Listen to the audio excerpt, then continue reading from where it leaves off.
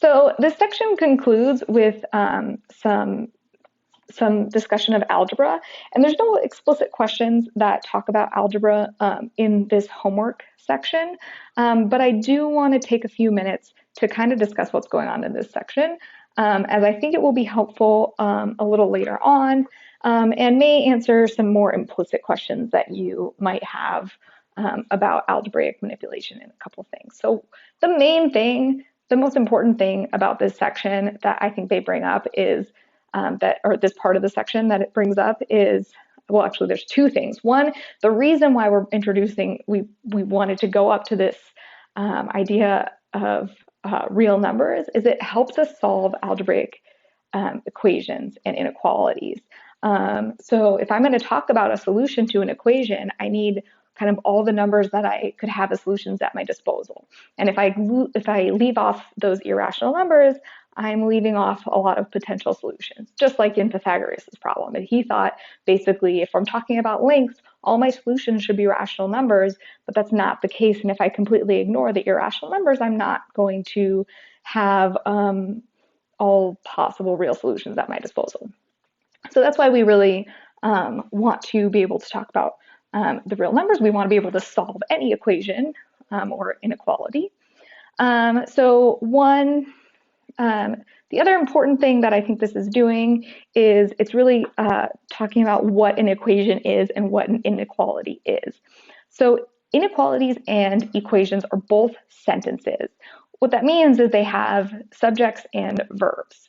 And an equation, it's a sentence whose verb is an equal sign, and that's why it's called an equation. An inequality is a sentence whose verb is an inequality sign. So I think most people have not a problem identifying inequalities, but I think people tend to use the word equation where there is no equation whatsoever. So you can see this in my last little non-example here. So something like 3x plus 5, it's not an equation. It's what we call an expression because there's no verb here. It's not telling you kind of what to do with this. It's just an expression. If I have 3x plus 5 equals 9, that is an equation, but this is an expression. So for examples of equations, x plus 7 equals 3 is an equation. This thing is an equation. They both have equal signs, but this is not. Same thing with these two over here. These two are examples of inequalities because they are sentences with a less than or equal sign. So you can think of, here's a subject, this is telling me x plus 7, and this is my verb is equal to 3, okay? So when I say 3x plus 5, there's no verb there, right? Okay. Solutions are values of x that make an equation or an inequality true. So for instance, x equals -4 is a solution to this equation. The set of all of the values x less than -3 are the solutions to x plus 7 is less than 4. Great. So this terminology is super important, I think, because there are things that we can do with equations and kind of a bunch of heuristics that we want to employ, but that we can't employ when we just have expressions. For instance, things like if I ask you what to do with this, with something like this, and you're imagining, oh, I want to solve. You might say something like subtract 7 from both sides, and I would say that makes sense. Or you might say subtract 7, and I would know you meant from both sides of the equation. So great, we would solve for -4. But something like this is an expression, but you'll still hear students say subtract 5. But I can't subtract 5 because there's no equation to balance. And that's really the point in the rest of this section. Employing this terminology correctly is really important because there are misconceptions that happen that just on basic things like whether we acknowledge that something is an equation or an expression. Okay. So for example, so I talked about this balance and this balancing of an equation, and your book refers to what they call the balancing method, and I think they give a really nice pictorial explanation of what's going on. So in a very basic algebraic representation or about algebraic equation, we might be asked to solve something like x plus 4 is equal to 7. And here's a nice concrete pictorial representation of what's going on. So my little blue box is my x. It's the thing that I don't know, and I'm kind of asking myself, what's in this box?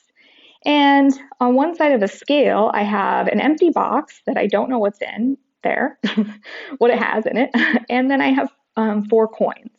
And then on the other side of my scale, I have 7 coins. So these 4 coins kind of represent this number 4 here, and these 7 coins represent this 7 here.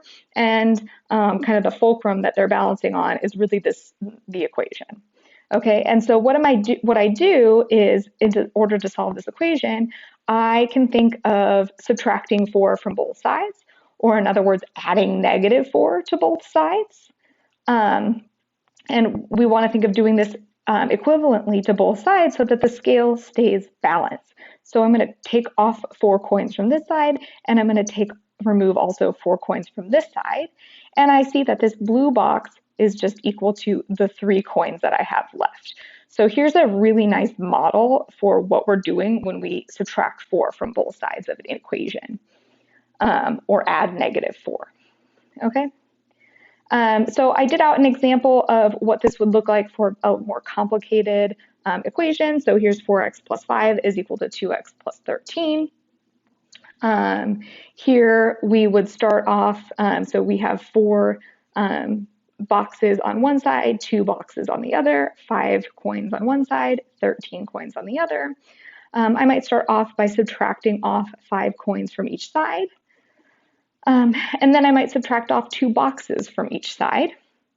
And I'm left with 2 boxes should have the same weight as 8 coins. So that means each box should have 4 coins in it. So x should equal 4. Another way, as you kind of go through these things, and I think how they wrote this out algebraically, that kind of connects back to our concept of real numbers, is really what we're doing here when we're subtracting by 5 on both sides, or we can think of we're adding the inverse. We're taking the additive inverse of 5 on both sides. And same thing when we are subtracting 2.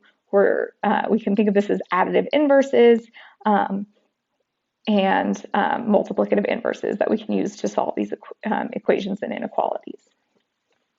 Last, I do want to go through this one example of solving this equation just algebraically to bring up 2 small points.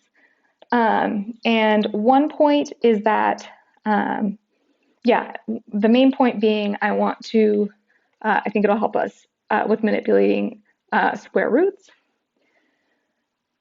It would be a good example to see. Okay, so if I want to solve this equation, I might want to try to get my x's all on one side. So I might want to subtract 7x on both sides. And I think this is a good habit to get into to kind of write out all of your steps if you were doing algebra with your class. On the left-hand side, I get -2x. On the right-hand side, I have a plus 7x and a minus 7x. You can see, again, I've added the inverse to 7x, the additive inverse. And I'm just left with -4 square roots of 2. And then I want to get rid of this square root of 2, which means I need to multiply by the multiplicative inverse of -2. So that's -1/2. So you can think of this as divided by 2. Really, we're multiplying by the inverse. So on the left-hand side, I get x. On the right-hand side, I just have 3 real numbers multiplied together. I know those are commutative. So I can write this as -4 times -1/2 times the square root of 2. And that is really, this -4 times -1/2 is just 2 square roots of 2. Okay. So that's my solution. With something like this, it's nice to talk about checking to make sure our solution makes sense. It helps us, one, to make sure we didn't make an arithmetic mistake, but also to kind of conceptualize and understand what we actually did. So I found that x is equal to 2 square roots of 2. Let's plug this into both sides of the original equation to make sure that I get the same thing. So x equals 2 square roots of 2. Let's plug this into 5x. So that means, so that's 5 times 2 square roots of 2. So that's 5 times 2 times the square root of 2. That's 10 square roots of 2. If I plug it into the right side, 7x minus 4 square roots of 2, that's 7 times 2 square roots of 2 minus 4 square roots of 2, which is equal to 14 square roots of 2 minus 4 square roots of 2, which also equals 10 square roots of 2. So I see that both of these sides are exactly the same. And so I do have, in fact, a solution. Great. I have gone through in the notes an example working out solving an inequality if you want to see. In the next section, we are going to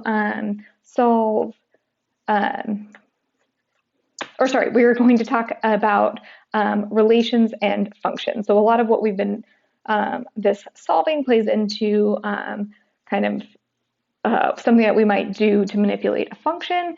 And so that's where we'll be moving into next. Okay, I'll talk to you next time.